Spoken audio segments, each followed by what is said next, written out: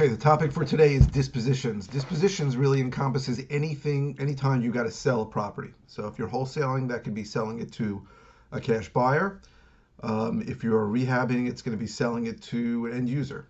And dispositions is something that gets overlooked because it's a pain in the ass. I mean, if you're wholesaling, it can be easy if you have a great buyer's list, but when you're selling retail, it's a lot of work.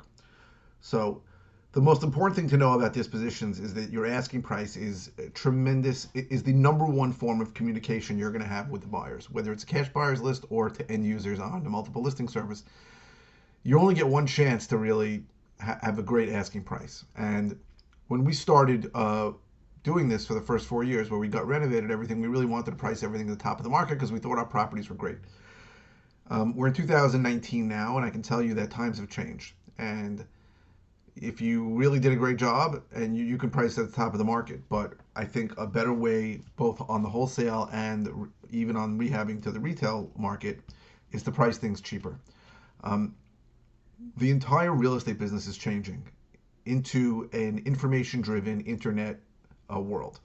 So, and I've said this before, real estate is really a commodity today. So 50 years ago, if you had an amazing property at a great price, if someone didn't see the sign or your ad in the local newspaper, no one was going to know about it. Today, there are probably buyers wherever you are, certainly in New York, from all over the world who want to buy things at a discount. If you're priced well, it's going to sell. And people are going to do their search on the internet by price. So what do I mean? Let me give an example of something we recently did. So we had a property for sale, and it was a wholesale deal, and the house wasn't in great shape.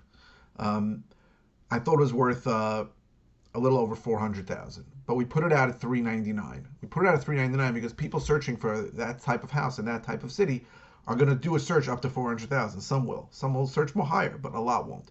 You don't want to miss those people. Now, if it's worth more, it'll go for more. In this case, it went for less, and it was probably worth less. But you need to stay below certain psychological numbers. And very often, we take listings, and the sellers I want 465, they'll say. Don't list it for less than 489. And very often they miss the boat because they miss buyers who are looking only up to 450 or something of that nature. The fact is, excuse me, properties sell all the time for above asking price. If your property is worth more, the market will tell you that because buyers will come in and pay more. So the only real way to ensure you're going to sell something today is to price it right. That's it. And everyone's expecting a turn in the market. I don't know when it's going to come. We're in 2019. We've had an up market now for about 12 years. We're due for a downturn. Price is the main factor. So yes, you can reduce the price, you can, but when you reduce the price, you're signaling a message to the people looking on MLS that this guy really wants to sell, or something's wrong with the property that it hasn't sold initially, even if you had just priced it too high. So you need to be on top of the asking price.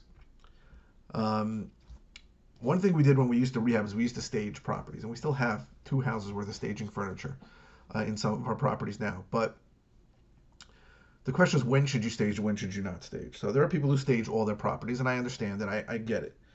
You have to really ask yourself when you need to stage. So the times we need to stage are here's what we use. Number one, if we create an open concept area and the areas aren't defined, so the eating area is not defined. Maybe there's a chandelier, but no one can sort of envision how a table will be. You should stage. If the rooms are small, especially the bedrooms are small, you need to stage them with beds and end tables and maybe dressers to show that people can get their furniture in there. But if you have a big, beautiful house and big, huge rooms, you don't need to stage it, right? People can envision anything going in there.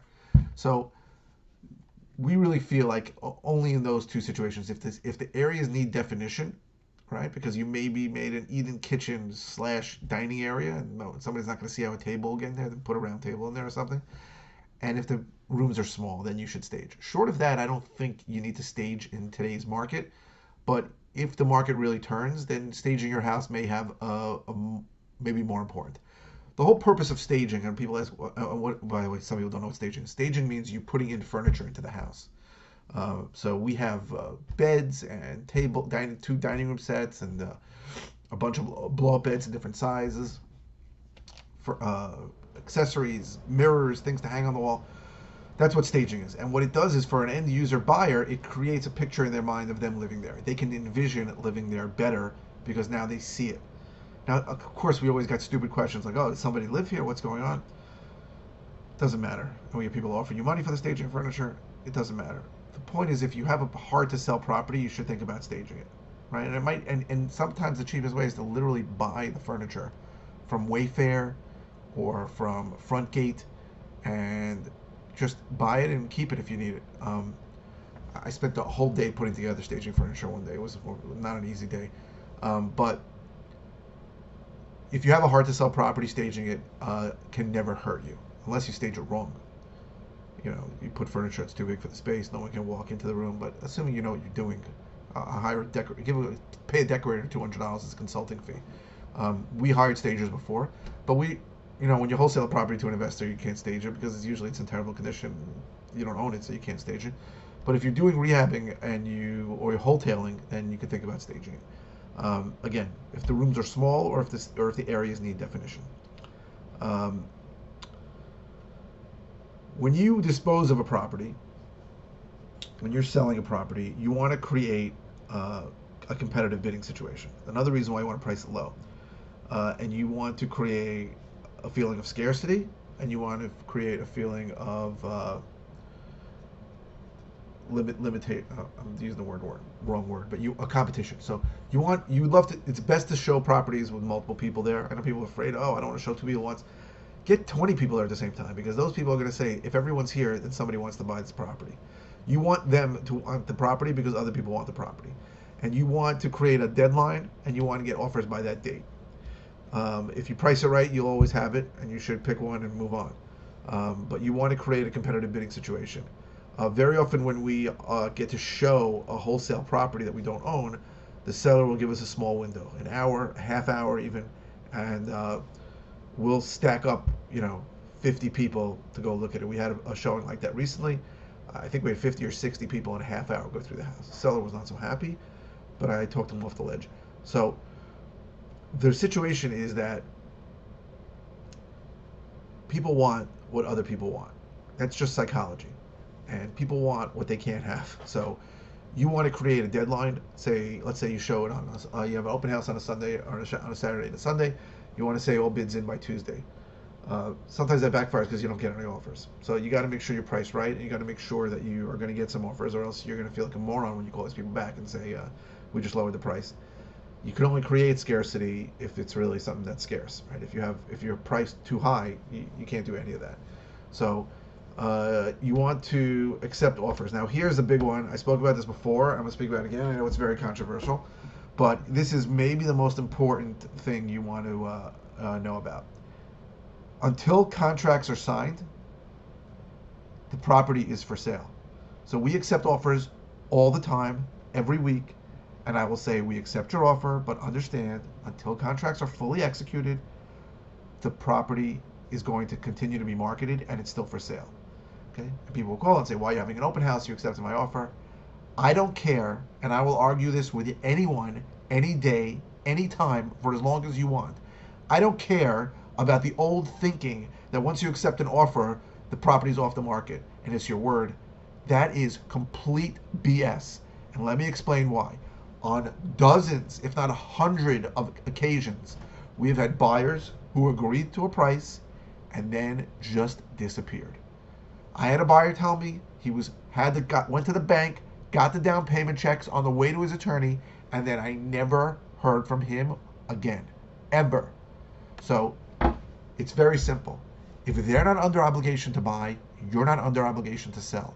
So I don't care if the guy says he just mailed in the check and the contract.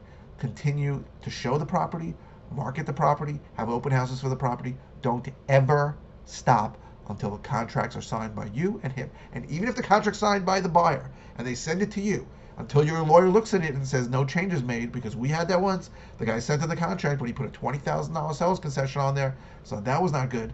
That was not what we agreed to. So understand that. Now another big question that comes up is whether you should list it on the multiple listing service or not on MLS. So it really depends on the situation, right? If the property's vacant and the guy gives you a lockbox, it's a wholesale situation. You got to see if it's going to make sense. We did it once and we got in trouble for something like that. So it's got to make sense. The guy has to agree.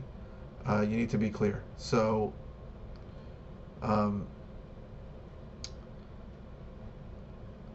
the thinking of listing it on MLS in a wholesale situation, which is legal in my area, in LIBOR, the Long Island Board of Realtors, is that you're going to expose it to more people, people that maybe you don't have on a buyer's list or are nobody's buyer's list. The other thinking is that you put it on the market, it's already an on-market deal. I don't know which one's better, but you need to have a system for when you do that and when you don't. We only put it on MLS if we can't get it through our buyer's list. We haven't listed a wholesale deal on MLS in a long time because we've sold them through our list quickly. We'll never know if we could have sold it for more on MLS, but again, it really depends on the situation. If the property is vacant and the owner is nowhere near and he says, no, I don't mind you put a lockbox on it, then sure, list it on MLS. But I'd rather sell it to people that we know that we've bought from us before quickly than deal with the incredible amount of idiots that show up on MLS. So, or we don't understand what signing a contract is. We get that all the time. What does that mean, signing a contract? You're in contract. It's already sold. They don't get it. So continue to market. We have a dispositions manager works for us. It was the greatest thing we ever did was hire him because he's great and we can take listings and not have to worry about doing open houses, and he gets our property sold for us. So he's worth every penny we pay him. You don't need that until you have a decent amount of deals coming through, but it was probably our best hire ever. So that's it for dispositions. It's the greatest thing when you sell a property and you make money on it, and I hope if you haven't done one yet, you will. And if you need any help with any of this, you can give us a call. The number is below.